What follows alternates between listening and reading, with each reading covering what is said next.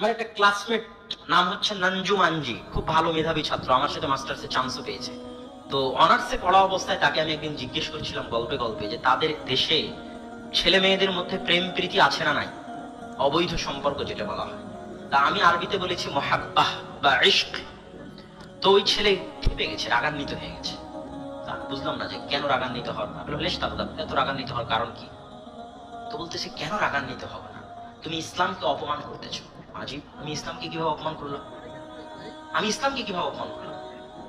বলছে যে ছেলে মেয়ে প্রেম করে তাদের এটাকে প্রেম নাম দেওয়া এবং ভালোবাসা নাম দেওয়া ইসলামকে অপমান করা। এখনো বুঝেননি? এই সম্পর্কটার ইসলামে কি নাম আছে? জেনা। এই সম্পর্কটার ইসলাম কি নাম দিয়েছে? জেনা। তুমি আমাকে বলো যে আমাদের দেশে জেনার সম্পর্ক হয় না, হয় না? তাহলে তোমার প্রশ্ন ঠিক আছে, তুমি আমাকে এটা কেন জিজ্ঞেস করতেছো যে আমাদের দেশে ভালোবাসা প্রেম প্রীতি আছে না নাই? তুমি এই ভালোবাসা প্রেম প্রীতি শব্দটা জেনার ক্ষেত্রে লাগিয়ে ইসলামী পরিভাষার অপমান করেছো। কত ভারী কথা, বুঝতে পারছেন?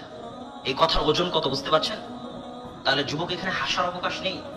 তোমার এটা ইসলামের পরিভাষায় প্রেম ভালোবাসা বললে, মোহাব্বত বললে ইসলামকে অপমান করা হবে। এটা আমার বলার সুযোগ নাই। এটা তোমাকেও বলতে হবে যে আমি জেনা করতেছি। এখন আমার সাথে যে জেনা করতেছে সে অনেক দিনদার, এটা বলতে হবে, তাহলে আরো মজাক হবে। এখন তুমি বলো যে তোমার সাথে জেনায় লিপ্ত আছে সে দিনদার কিনা। ভালোবাসা বলিও না, প্রেম বলিও না, তাহলে ইসলামের অপমান হবে।